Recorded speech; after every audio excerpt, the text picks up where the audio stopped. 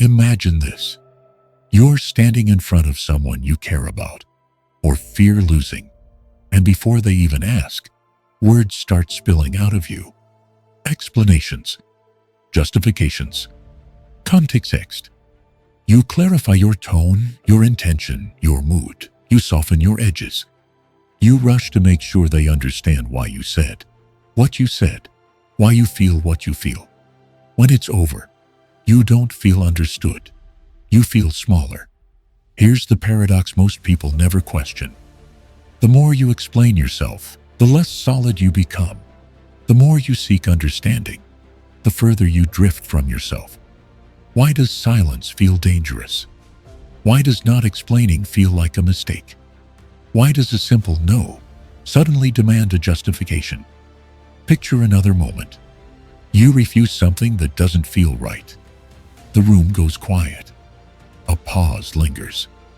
And instantly, your mind searches, not for truth, but for permission. You don't want to be misunderstood. You don't want to seem difficult. You don't want to be left behind. So you explain. But what if explanation isn't clarity at all? What if it's submission, so subtle you never noticed it? Carl Jung warned that the greatest danger to the psyche is not chaos, but unconscious adaptation, the slow reshaping of the self to fit what is expected, not through force, through politeness. When you explain yourself compulsively, you are not communicating. You are asking to be allowed. You are placing your inner world on tool.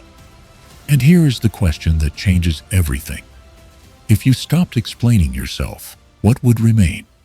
Silence, fear, or something heavier, something solid that you've never been taught to trust?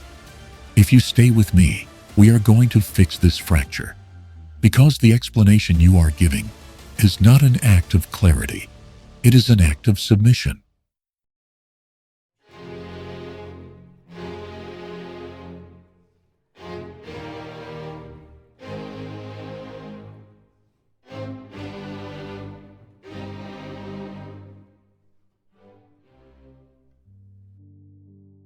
Part 1. The hidden problem and its psychological and philosophical roots. The urge to explain yourself does not come from politeness. It does not come from empathy. And it certainly does not come from strength. The unseen consequences, it comes from a fracture that forms early, long before you have language for it, long before you can name what is happening to you. A fracture between what you feel and what is allowed to be felt, between what you sense internally and what is mirrored back to you by the world. Carl Jung understood this fracture as a loss of inner authority, the moment when the psyche stops trusting its own center and begins to orient itself around external judgment. For Jung, the self is meant to be the organizing principle of the psyche, the inner axis around which meaning, values, and direction revolve. But when that axis is weakened, the ego searches desperately for something to replace it, and it finds the gaze of others. Think about how this begins. A child expresses anger and is told they are too much. They express sadness and are told they are dramatic. They express fear and are told to be strong. Nothing overtly cruel, nothing that leaves visible scars. And yet, the message is absorbed with terrifying precision. What you feel is not enough on its own. It must be corrected, explained, reframed, approved. Over time, the child learns a dangerous equation. Safety equals being understood. Belonging equals being acceptable. And so the habit begins, not consciously, but instinctively. The child explains themselves to survive emotionally, to avoid rejection, to avoid withdrawal of love. What begins as adaptation slowly hardens into identity. Nietzsche warned that human beings are remarkably skilled at turning survival strategies into moral virtues. What once protected you becomes what you defend. What once kept you safe becomes what keeps you small. By adulthood, The pattern no longer feels like fear. It feels like responsibility. You explain yourself because you believe it's the right thing to do. You justify your feelings so others won't feel uncomfortable.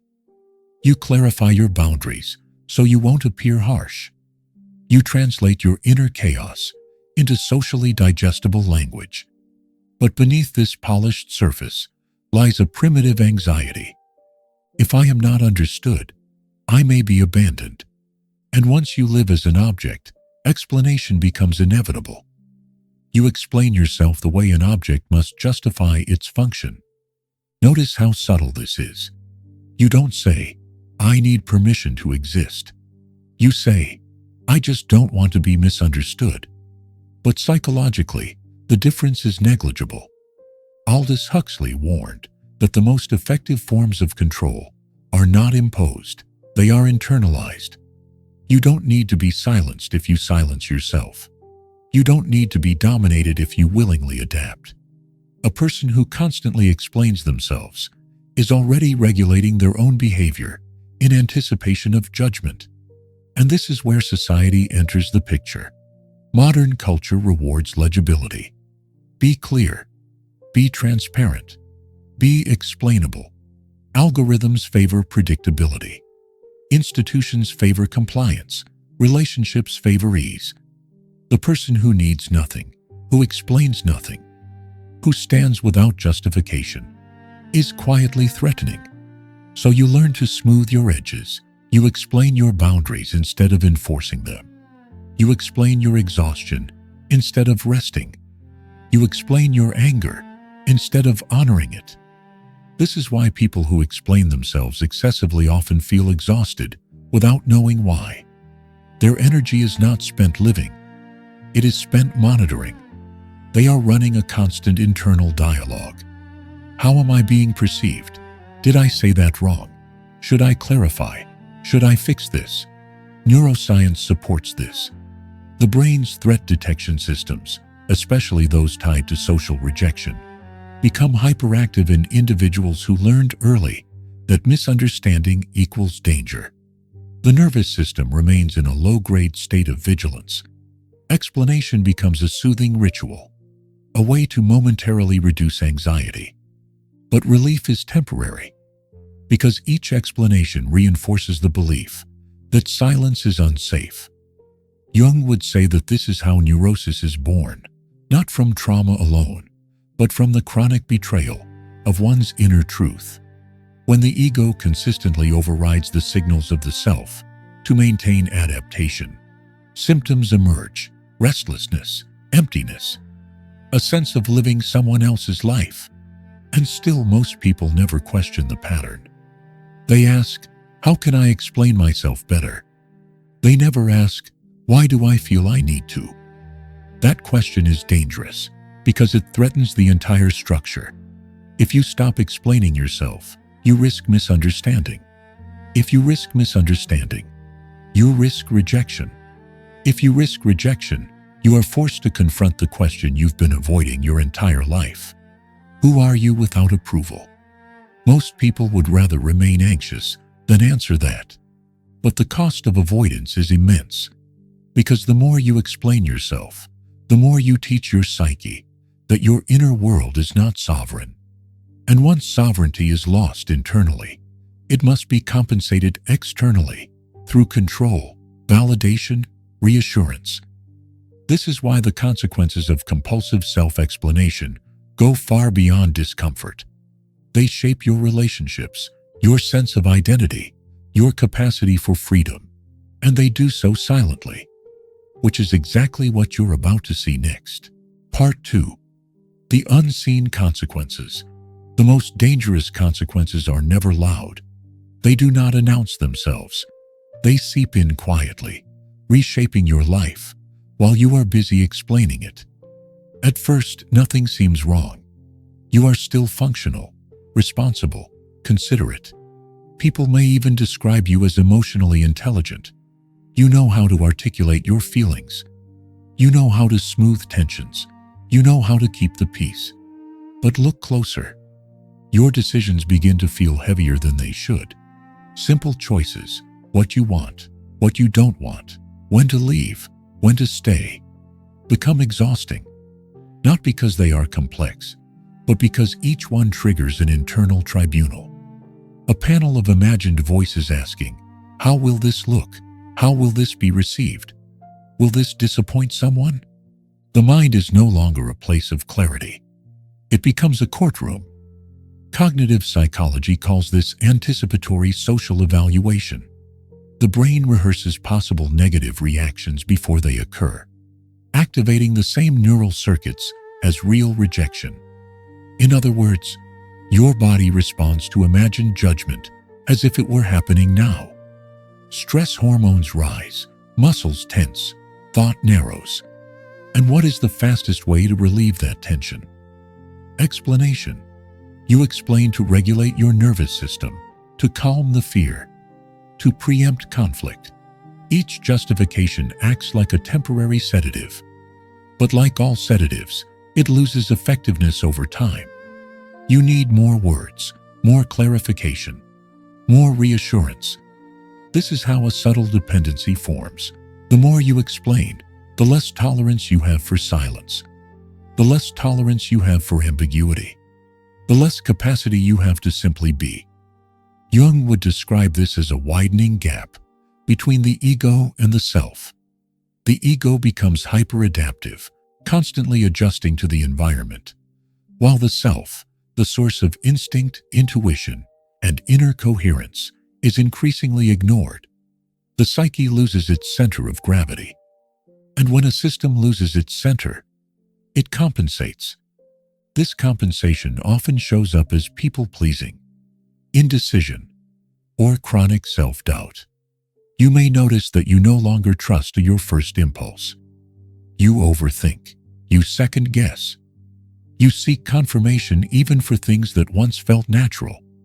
This is not humility. It is disorientation. Socially, the consequences are even more revealing. When you explain yourself excessively, you train others how to treat you. Without intending to, you signal that your boundaries are negotiable, that your feelings are open for discussion, that your no requires a supporting argument. And people, consciously or not, respond to that signal. Some begin to question you more. Others push a little further. A few learn that if they apply enough pressure, you will eventually justify, soften, or retreat. This is how subtle power imbalances form. You may find yourself in relationships where you are always clarifying, always repairing, always making sense of yourself, while the other person simply is. They do not explain their moods. They do not justify their distance. They do not translate their needs. And somehow they appear stronger. This is not because they are more intelligent or more confident. It is because they are not standing trial. Cultural conditioning amplifies this dynamic. Many societies reward self-explanation as maturity and label silence as coldness, arrogance, or emotional unavailability. You are taught that if someone feels uncomfortable, it is your responsibility to fix it, often by explaining yourself. Over time, this creates a dangerous moral confusion. You begin to believe that being misunderstood is a failure of character. So you explain preemptively. You over-communicate. You drain your own authority to protect your image. Neurologically, this keeps the brain locked in a loop of external reference. The prefrontal cortex, responsible for social reasoning, dominates, while deeper emotional and intuitive signals are overridden. You stop listening to your gut. You live in your explanations. And something else begins to happen. Your emotions flatten. When every feeling must be justified, feelings lose their immediacy. Anger is diluted into frustration. Sadness is reframed as tiredness. Desire is intellectualized into preference. You begin to experience life one step removed, always translating instead of feeling. Viktor Frankl warned that when people lose contact with their authentic inner signals, they fall into what he called the existential vacuum. Life continues, but meaning drains away. You function, but you don't feel fully alive. This vacuum is often filled with anxiety. Anxiety about saying the wrong thing. Anxiety about being misinterpreted. Anxiety about not being enough. And because the source of the anxiety is internal, no amount of external explanation ever resolves it. Here is the cruel irony. The more you explain yourself to avoid conflict, the more conflict you experience internally. The more you seek to be understood, the more fragmented you become. You live in a state of constant self-surveillance, monitoring your own authenticity for signs of social risk. This is how the trap closes.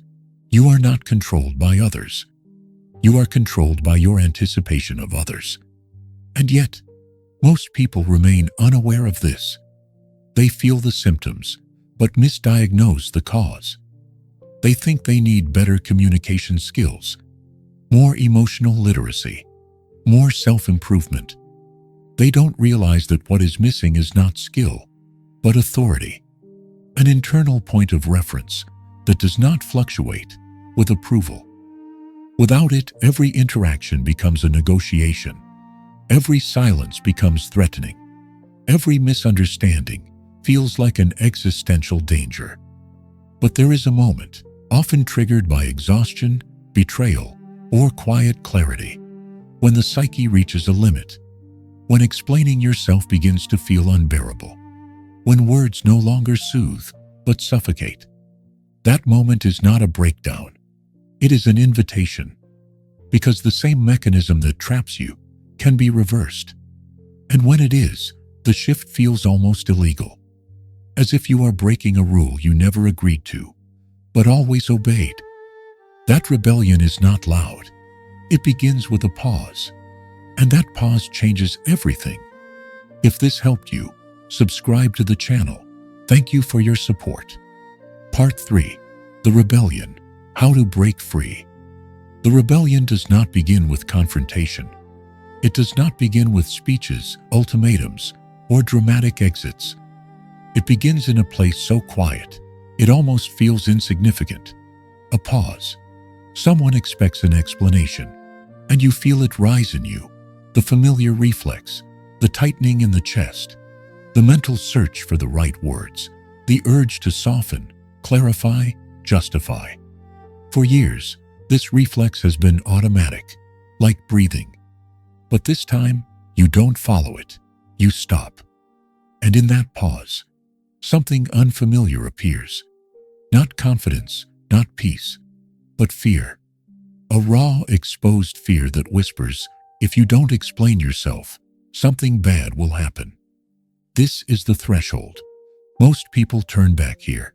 They rush to explain, to relieve the tension, to restore the old equilibrium. But if you stay, if you endure this discomfort without acting, you begin to feel something else underneath the fear. Weight, gravity, presence. This is what Jung meant when he spoke of internal authority. Not dominance over others, but alignment within oneself. A psyche that no longer needs to outsource its legitimacy. A center that holds, even when misunderstood. Breaking free from compulsive self-explanation is not about becoming silent in all situations. It is about becoming selective, about distinguishing between expression and justification, between communication and defense. The radical shift is this. You stop explaining in order to be allowed and begin speaking only when it is true to speak. This feels counterintuitive because it violates everything you were conditioned to believe about safety and belonging. You were taught that clarity prevents rejection, that silence invites conflict, that if others are uncomfortable, you must fix it. But history tells a different story. Look at those who changed the course of thought, not by persuasion, but by presence. Think of individuals who refused to dilute their convictions to be palatable. They did not over-explain. They did not plead to be understood. They stood, and the world adjusted or resisted. Nietzsche wrote that the individual who truly thinks independently must be willing to endure misunderstanding. In fact, Misunderstanding is often the price of authenticity. If everyone understands you immediately, it is likely because you are speaking from familiar ground, not from truth. The rebellion, then, is not against others. It is against the internalized voice that says you must earn the right to exist. To break free, you must begin practicing what feels almost irresponsible at first, allowing others to sit with their interpretations of you, allowing silence to remain unfilled, allowing discomfort to exist without rushing to resolve it. This is not cruelty. It is not arrogance. It is psychological sovereignty. At first, the mind will protest. It will generate catastrophic scenarios. They'll think you're cold. They'll think you don't care.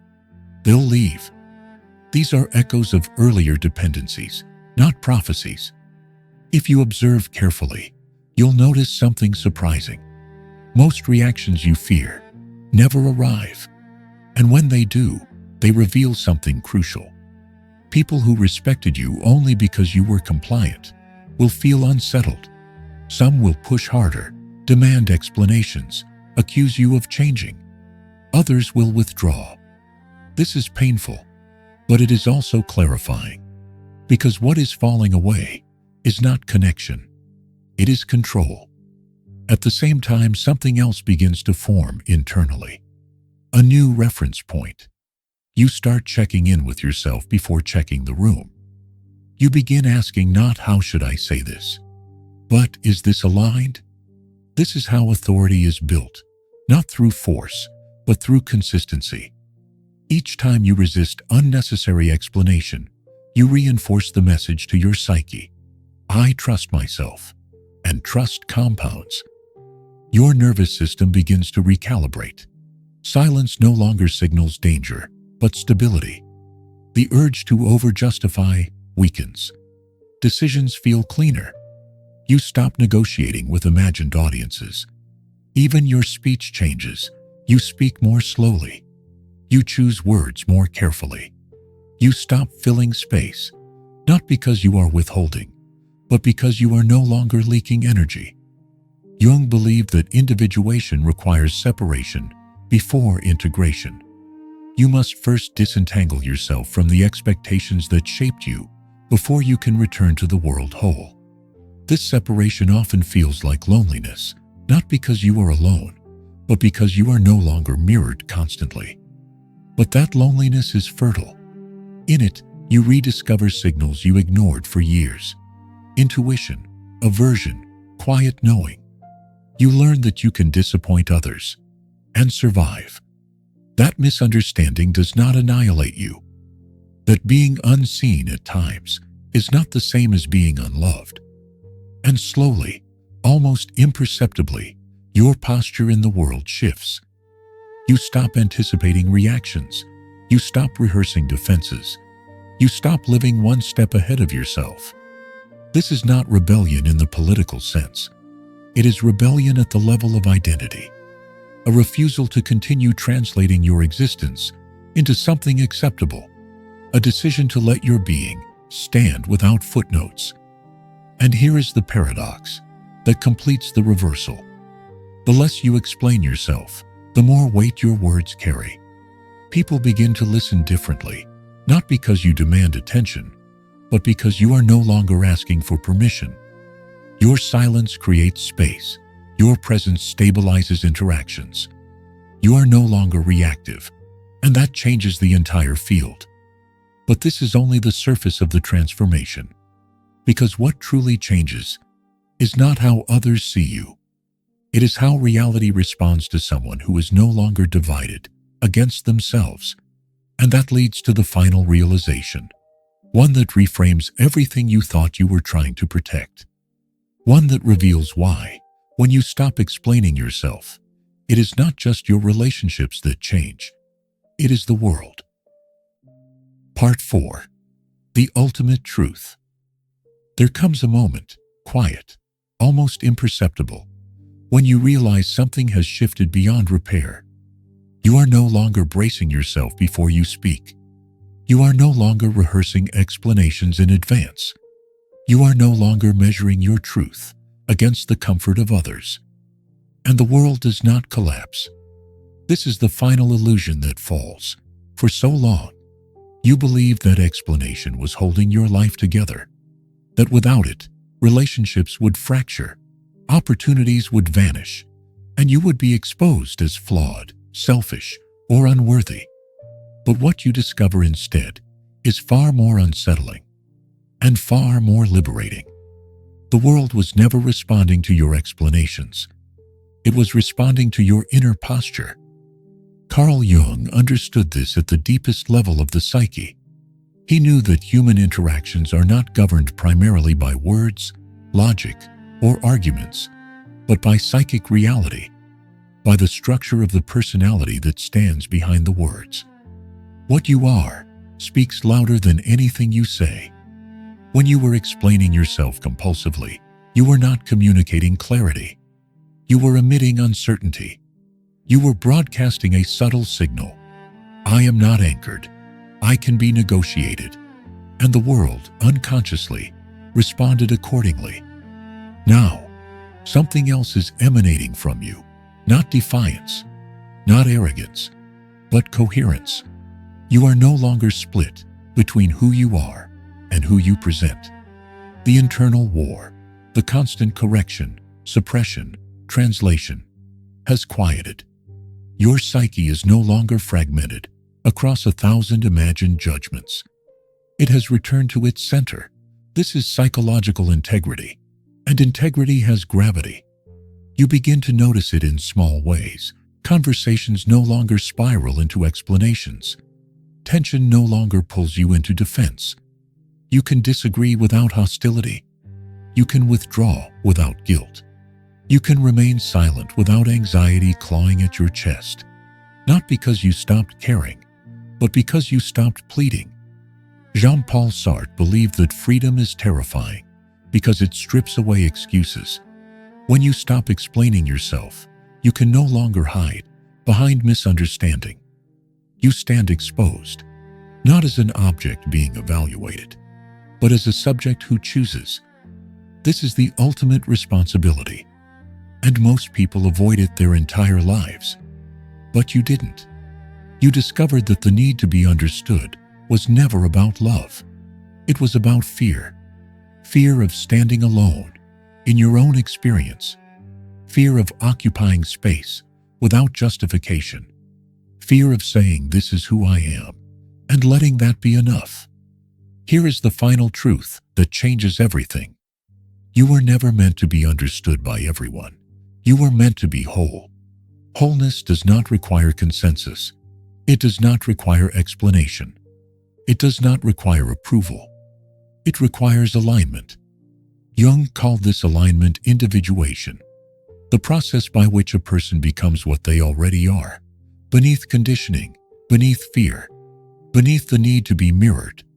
Individuation is not about becoming special. It is about becoming undivided. And an undivided person moves through the world differently. They do not chase respect. They evoke it. They do not demand boundaries. They embody them. They do not convince. They communicate. This is why everything changes when you stop explaining yourself. Because explanation was never the source of connection. Presence was. Explanation was never the source of safety. Integrity was. Explanation was never the source of belonging. Self-trust was. Once this is seen, it cannot be unseen. You begin to recognize how much of your past exhaustion came from negotiating your right to exist. How many words you used to soften truths that did not need softening. How many times you abandoned yourself, not dramatically, but politely. And you forgive yourself because you understand now. You were protecting something fragile that had not yet learned how to stand. But it has learned. The paradox is complete. When you stop explaining yourself, you don't become isolated. You become selective. You no longer attract those who need you to be smaller, clearer, safer. You attract those who can meet you without translation. Some will leave. Some will misunderstand. Some will project. And none of that will undo you, because for the first time, your sense of reality does not depend on consensus. Your worth does not fluctuate with interpretation. Your existence is no longer on trial. You have crossed an invisible threshold, from reaction to presence, from performance to being, from permission to authority. And here is the final image to hold. Imagine standing in a room, saying nothing, explaining nothing, adjusting nothing, yet feeling more solid than you ever did when you were trying so hard to be understood. That solidity is not silence. It is truth without apology. It is the quiet power of someone who knows that they do not need to be interpreted correctly to be real. And once you live from that place, the world does something unexpected. It stops testing you, because there is nothing left to negotiate. I want to hear from you in the comments below. What is one situation in your life where you constantly explain yourself, even though you know you shouldn't? Is it your work hours, your diet, your being single? Write it down. Naming it is the first step to breaking the pattern. And if you want to understand how to build this internal authority step by step, you need to watch this video next. And I'll see you there.